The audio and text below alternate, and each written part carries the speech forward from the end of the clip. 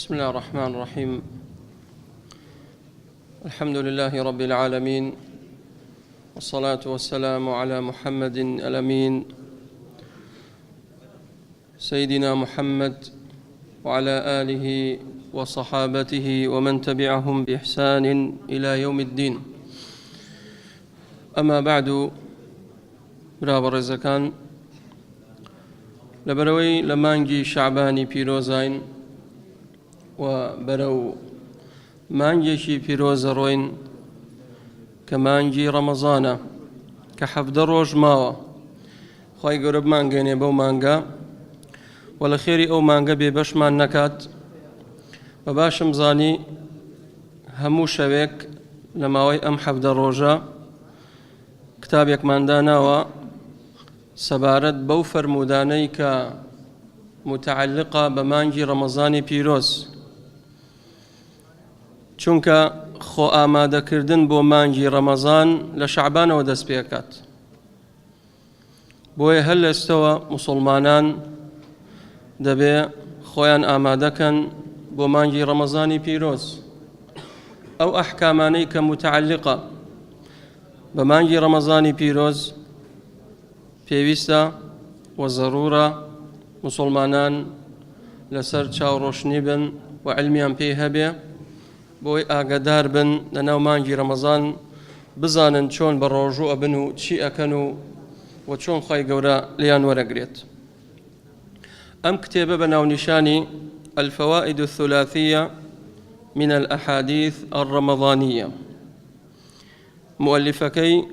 نووسەری ئەم کتێبە ناوی عەبدوڕەحمان الدۆسەری، خی گەورە پاداشتی داتەوە، شتێ جوانی نووسیە کە فەرمودە دێنێتەوە لە بەرامبەر فەرمودەکە سێ فایدە باسەکات. سێ فایدە فەرمودەیە کە متعلق بێ بە مانگی ڕەمەزان، ئەوجا سێ فایدەی لێ دێنێتەوە بە پشتیوانی خی تەعالا دێین ئێمەش باسی دەکەین. سەرەتا فەرمێ حکم الصيام قبل رمضان. حکمی ئەو ڕۆژوە چییە پێش یاخود بەر لە هاتنی مانگی ڕەمەزان؟ ئەمڕۆ 11 شەعبانە کە 1440 کۆچیە. مانگی شەعبان پێغەمبەری خوا فەرمی عەلەیهی الصەلاة وەسەلام ذاک شەهر یەغفل الناس عنه. ئەم مانگە کەوا ئێمە ئێستا تێداین خەڵکی تێدا بێ ئاگا بێت، غافڵە بن تێی. بۆ؟ چونکە هەموو خەڵک ئیستیعدادی وەرگردووە بۆ مانگی ڕەمەزان. خەڵکێکەیە بێ ئاگایە لەم مانگە. پێغەمبەری خوا عەلەیهی الصەلاة وەسەلام فەرمووی ئەم مانگە ترفع فيه الأعمال، کردەوەکانی تا بەرز و بڵند دەبێتەوە بۆ لای خوای تەعالا. فأحب أن يرفع عملي وأنا صائم. پێم خۆشە کردەوەکانم بەرز بێتەوە بۆ لای خوای تەعالا من بە ڕۆژوو بم. کەواتە خێرێکی گەورەیە لەم مانگە ئەگەر بتوانین هەمووی بگرین ئەو خێرێ چاکە. ئەگەر هەر نەمانتوانی ڕۆژنە ڕۆژێکی بگرین، ئەگەر هەر نەمانتوانی دووشەم پێنجشەمی لێ بگرین یاخود ئەیام البیضی تیا بگرین، چونکە پێغەمبەری خوا صلی الله عليه وسلم كان يصوم شعبان كله أو قليلا. صحابة فرمون پێغەمبەری خوا عليه الصلاة والسلام ئەمەندە بایغیە دا بە مانگی شعبان هەمووی تیا بە ڕۆژوە بوو یان هەندێکی نەبێت، یعنی ئەوەندە تەحەڕای ئەم مانگەیە کرد پێغەمبەری خوا عليه الصلاة والسلام. أفرمي مؤلف عن أبي هريرة رضي الله عنه قال قال رسول الله صلى الله عليه وسلم لا تقدموا رمضان بصوم يوم ولا يومين. أفرمي لا تقدموا، أم لايا بو النهي، يعني حرام بر مانگی رمضان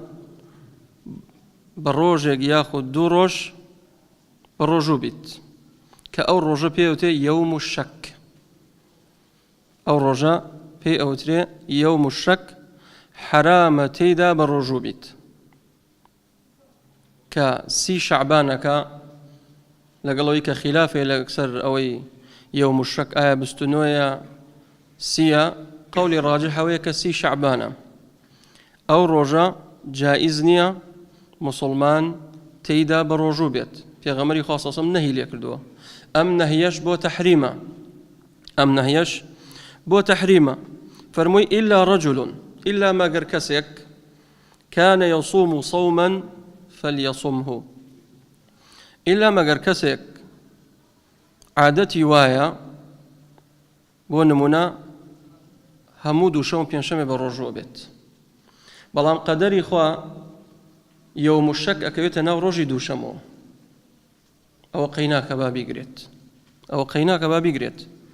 چونك أمن هي ما لم يكن للإنسان عادة بالصيام أمن هي شملي أو كساناكت كوا عادتي وانية بروجو بيت بلام سيركي أو روجو بروجو بيت إذا أو تحريمه جائزني بروجو بيت بلام كسيك بو نمونا روجوي كفاري لسرا كابرا با سيارة داتي لمنالي كشتيتي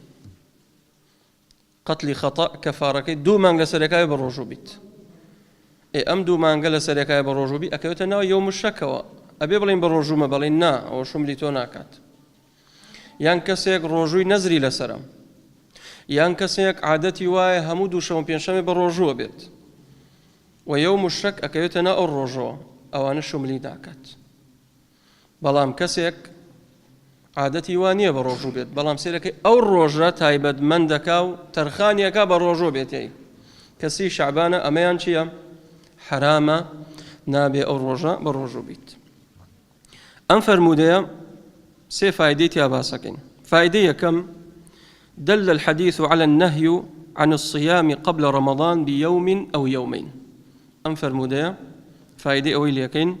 بر لهاتني مانجي رمضان بروجك ياخد دوروش حرامة مسلمان تيدا بروجو بيت كأو رجوت ما ناوي يوم الشكة قمانا بو قمانا چونك لا بستنو لقلسية متابعي هلالك ريمانج آية چين ناو مانجي تازا كمانجي رمضانا أو روجا رمضانيا قمانا بو ناوي بروجو بيت تيدا في غمري خواه فرمي عليه الصلاة والسلام من صام اليوم الذي يشك فيه الناس فقد عصى أبا القاسم رواه الدارقطني وهو حديث صحيح هركسك لو روجو بيت كيوم الشك قمانا أو فقد عصى أبا القاسم أبا القاسم شيء محمد عليه الصلاة والسلام كنيكي أبا القاسم كواتتها مباربي فايدة دوم ورد النهي عن الصيام إذا انتصف الشعبان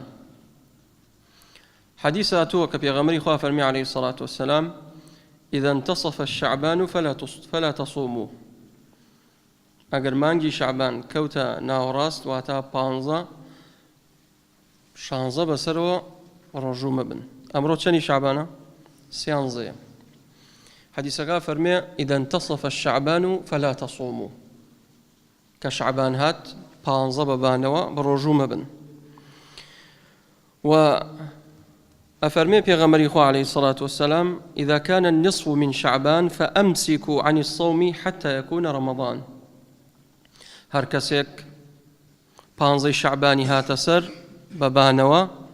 أو با خويل الرجو بقريت هتاكو مانجي رمضان ديت الإراء فرمودقا فرمي لا تقدموا فرمي لا تقدموا رمضان بصوم يوم أو يومين يعني بر لهاتني مانجي رمضان بروجك ياخد دو روج